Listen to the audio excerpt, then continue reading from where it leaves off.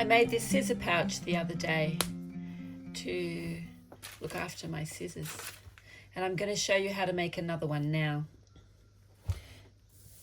This is the template that I made, and I've just cut some Vliesofix, just a scrap of Vliesofix, which will allow me to stick a serrated edge on it, because I'm making another pouch for my second pair of scissors that have a micro serration on them. And so what I've done now is I've drawn this jagged edge to fit the pattern, and I'm going to cut it roughly using my paper scissors along the edge here, and then I'm going to iron it onto the fabric that I'm going to use. I want the scissor cases to be similar to each other but different, so I can identify which scissors are in each case without having to sort through them. I'm going to iron onto this fabric.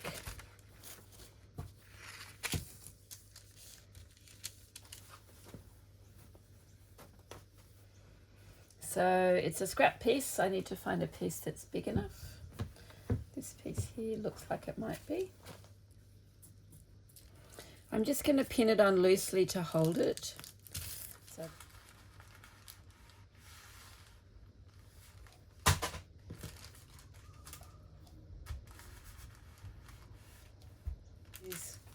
cut along the line that I've drawn. And I can adjust it a bit with the scissors. I don't have to follow the exact pencil line.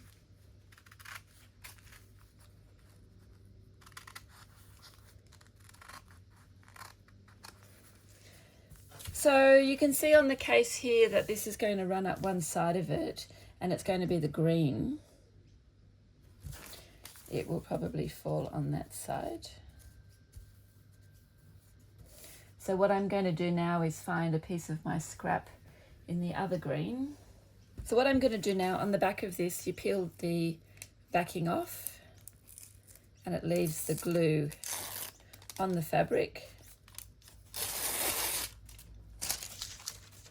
And then I can turn that over, and when I iron it on, it's going to create a jagged edge that I can then cut the rest of the pattern out from, and it will have that decorative effect on it.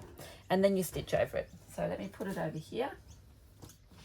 This probably would be easier on a larger ironing board, but today I'm just using my small one. I'm trying to make my fabric a bit flat. Something is caught under here. There we go. Again, a pressing cross is probably a good idea, but I'm just going without it today. So now this has adhered to here. So I'm going to put my pattern on top.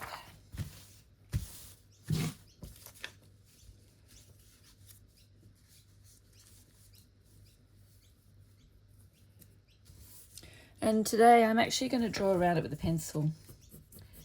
These drawn lines will disappear into the fabric binding eventually, but today it's just an easy way to make the shape. And that's pretty much up the side there. Okay, so then I'm going to cut.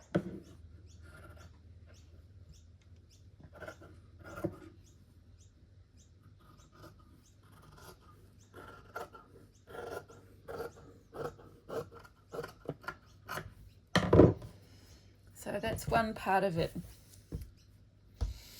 And I think I'm going to stitch in the light green today. I'm going to use a machine blanket stitch. So let me just change my thread set over. And what it's going to do is give me a blanket stitch look.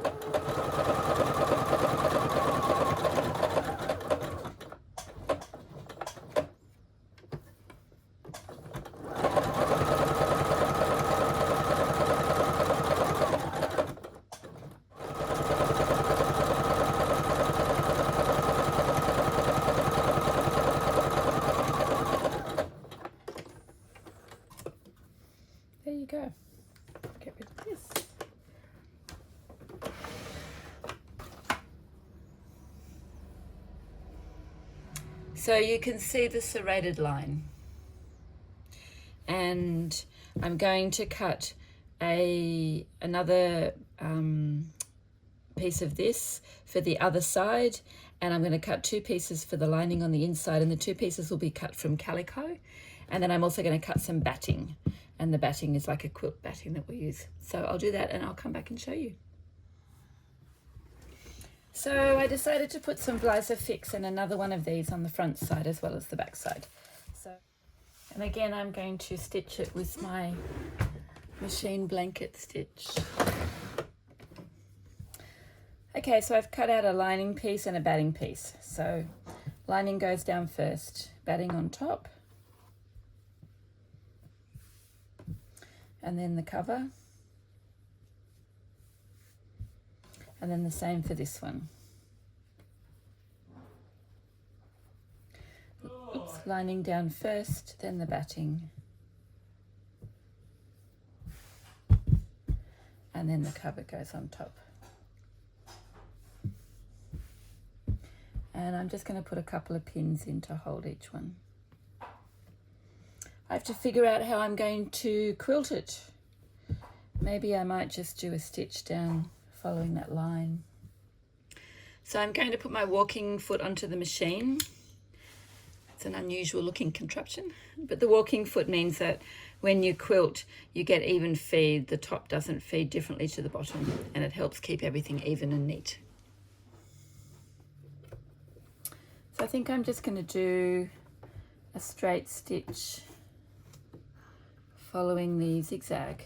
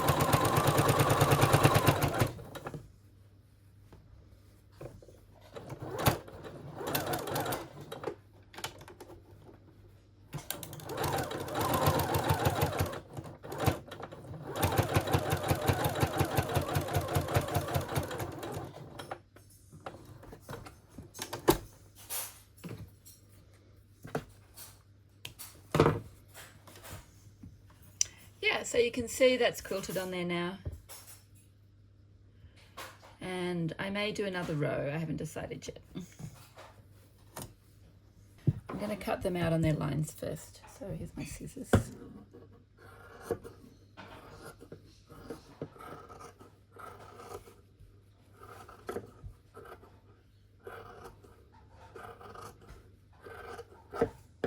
Right, so we're going to compare them now. So this is going to go on here. And I'm going to bind them together. So to cut bias fabric, I'm going to use my quilting ruler, and it has these angled lines on it. I hope you can see them.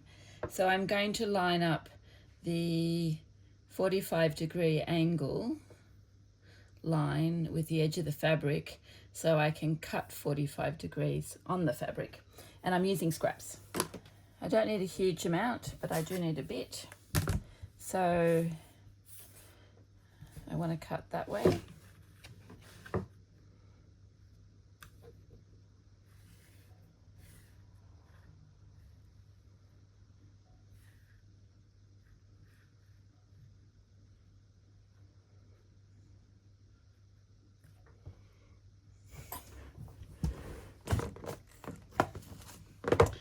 So you can see this 45-degree line here is on the edge of my fabric, and I'm going to cut this diagonal line.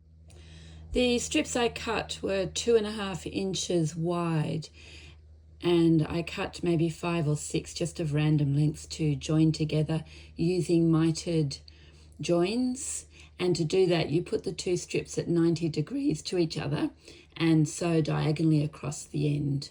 I'm sorry, the camera battery cut out, and so that bit doesn't show in the video very clearly. I'm They're so diagonally.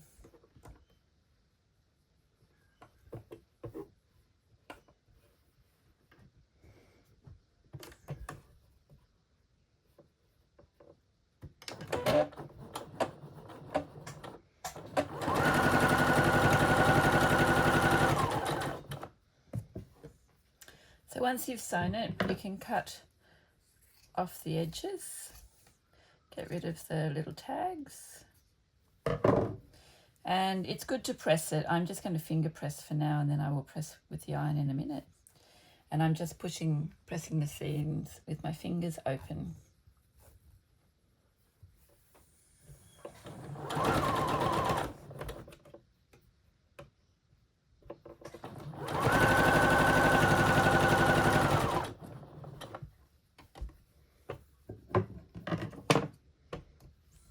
This is selvage.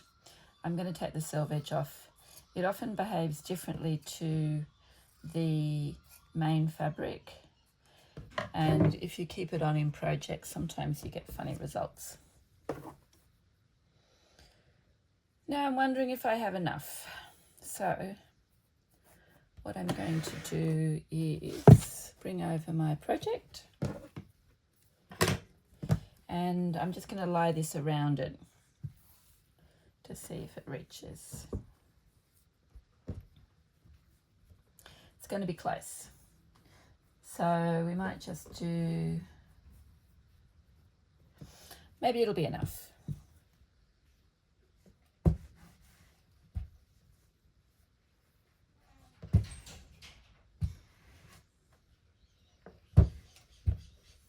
Okay, so now I'm going to fold it in half. Now this is bias binding, so it stretches. You have to work it gently.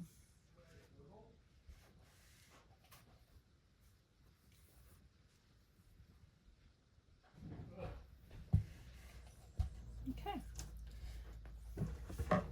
So I've pressed it in half, and I'm just going to cut off these tags. You won't see them, but it just makes applying the binding a little easier if you don't have to deal with these as well.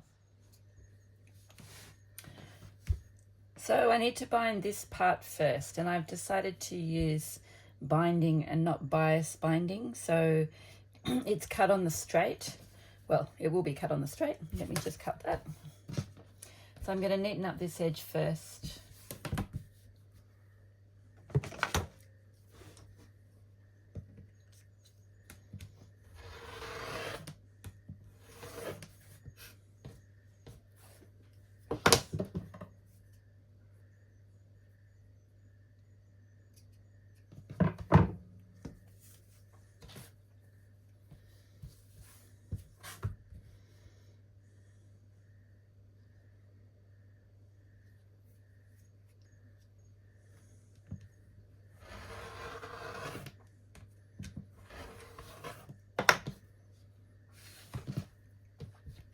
So I'm going to iron it in half. Then I'm going to pin it on this edge and sew a 1/4 inch from the edge of the fabric. Because this has one layer of padding, where when I put them both together they'll have two, this one can be a 1/4 inch and that one's going to be just a scant 1/4 inch, just a bit less. Oops, going to get rid of the cutter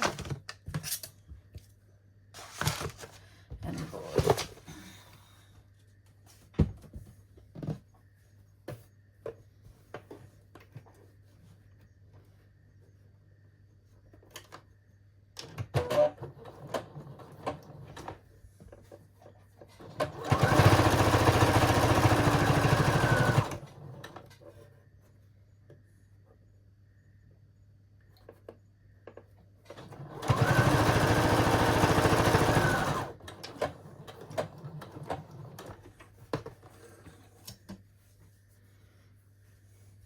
And I'm going to turn this over. I'm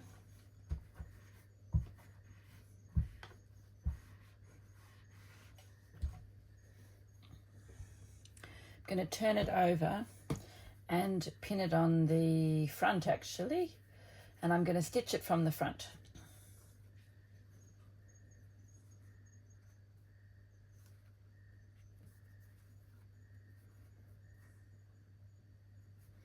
So when I stitch it, I have to, or pin it, I have to make sure the pin goes through the turned edge.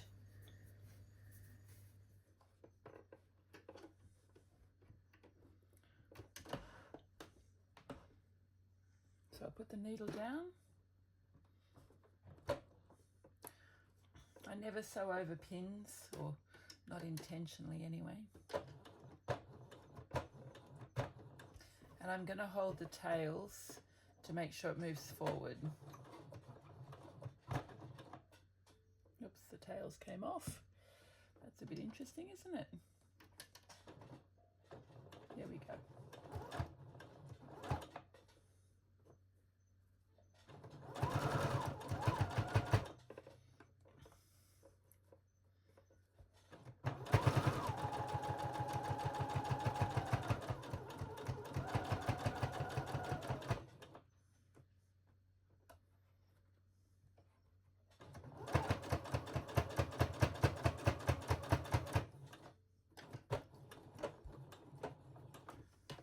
This is not a precision project.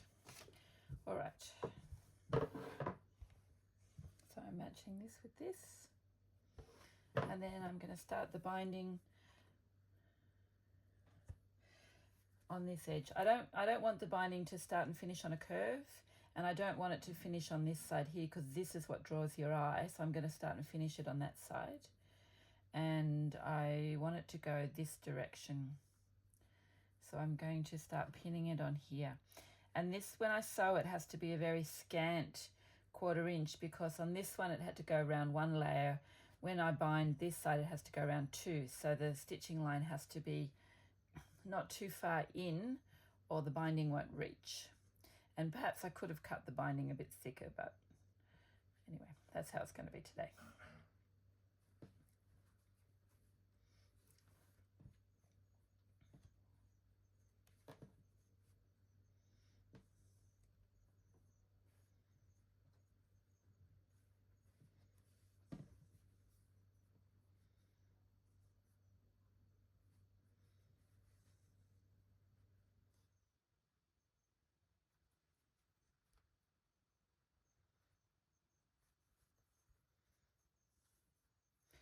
Okay, we'll do those when we get down there and we have enough.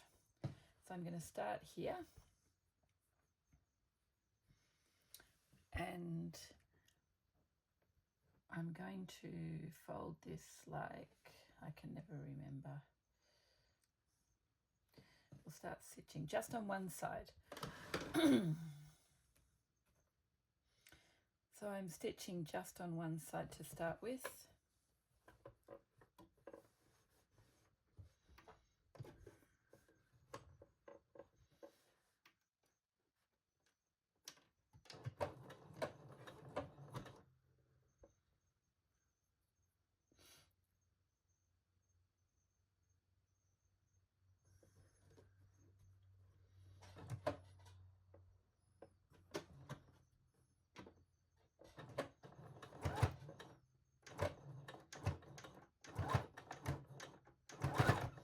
Just caught it. Now I'm going to fold this in like this, so that I make a little pocket at the other end. I should have folded it before. Anyway.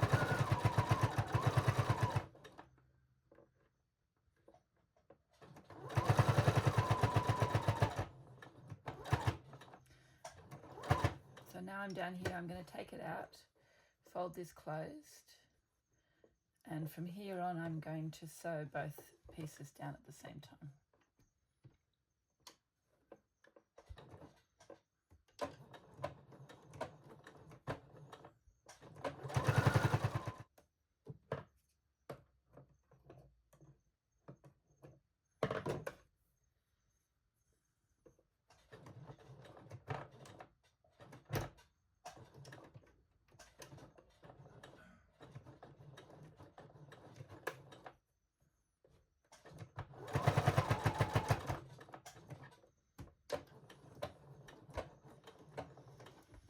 Again, I'm taking it out, I'm folding it back in a straight line with that edge, and then coming back again.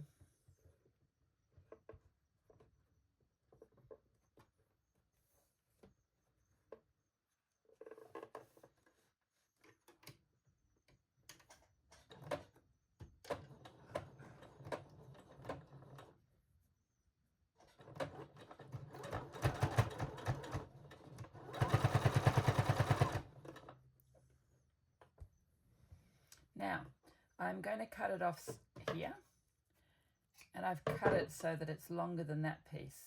I'm going to tuck it into there, and then as I sew through here, it gets sewn into that little pocket.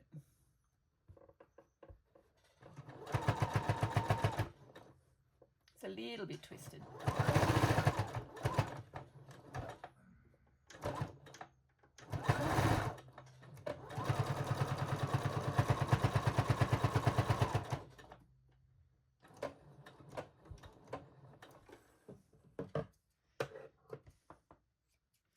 The twist is on the inside, and you won't see it once I turn that over. And so that hides it in the pocket there, see? Yeah. I'm going to now turn this all the way over, all the way around, and pin it on the back. Pin it through.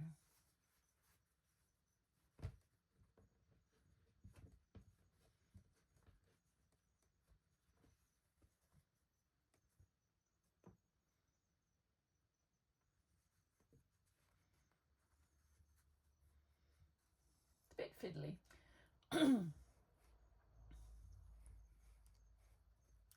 If you're a beginner, it's probably easier to sew the back by hand.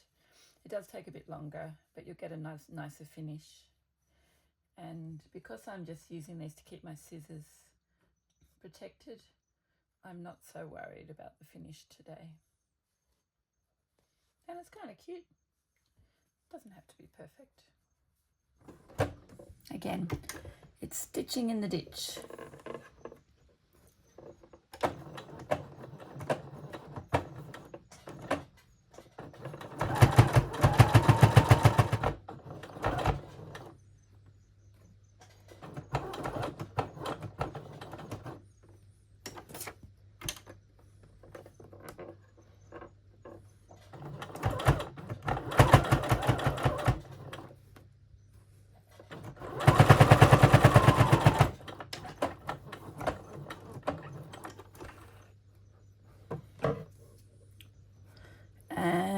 I just won bobbin chicken. There's hardly any thread left on the bobbin. Very lucky. Nothing worse than running out of thread on the way. Okay, so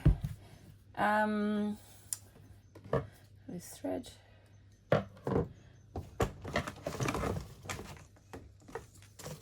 So these are the two pairs of scissors that I have bought recently. They're pretty expensive scissors, but the scissors I had previously I had for probably 20 years, and they were reasonably good quality scissors when I bought them, but they had a burr in them, and I decided that after having had them for so long I wanted to upgrade. So I splurged and I bought these Kai scissors. The reason I have two pairs of them is this one here is a smooth blade, and this one is a slight serration. And it's not a serration like pinking shears, but these scissors are really good for holding slippery, silky fabrics. And these scissors here are better for just cutting everyday fabrics. So the reason I've made these two cases and differently is that this one here is for the normal scissors, and this one with the serrated edge is the one that's going to hold these serrated scissors. Now you can see I've done everything on the packet for this one except for the press stud. So I'm going to do that press stud now, but I will be able to identify which set of scissors is in the container because of the serration on the stitching. So this is a nifty little tool that I haven't used very many times. I'm going to put a white stud on it. It comes in lots of different colours, but the only two colours I have at the moment are white or black. And I need two of these caps. I'll put them there so you can see them. And I need one that looks like that and one that looks like that. So I'll put these away.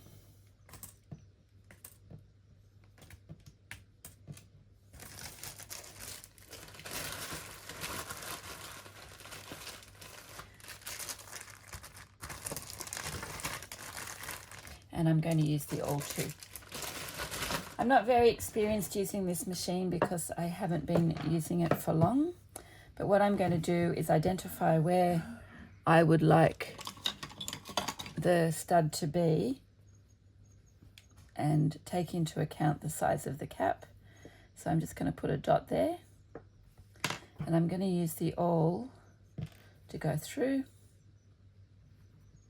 and make a hole. And then I'm also going to, in the same, when it's closed, point through to the layer underneath and put a pencil dot where I want the corresponding one on the back. Then what I'm going to do is push my cap through the hole, and I'm going to put this one on here.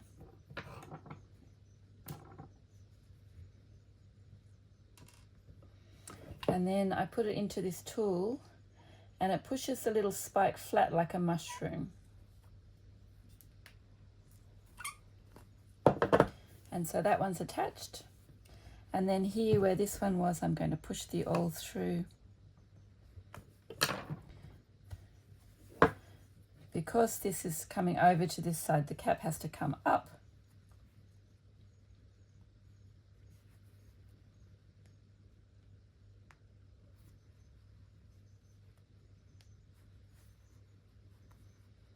A bit hard to line it up.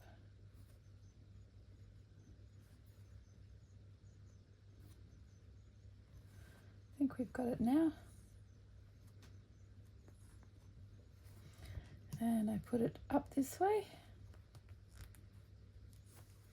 And again, I put this tool underneath.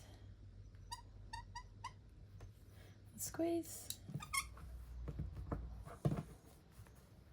Yeah, so there, it clips too. So there you go. 2 scissor cases. This one here I hand quilted, which was a bit of fun. This one here obviously I've machine quilted. So they're both very similar in the same theme, same colours, but easily identifiable as which scissors is in which pack. And when I bought the scissors, I also bought these little ones. So next time I'm going to make you a video showing how I actually make the pattern and make the a matching bag for these ones. And I've got some ideas for making that too. Anyway, thanks for joining me. I hope you enjoyed watching the videos today. And if you make some scissor cases yourself, I'd love to see what you've made, so just add those in the comments below. Thanks for joining me. This is Create, Quilt and Make with Kate.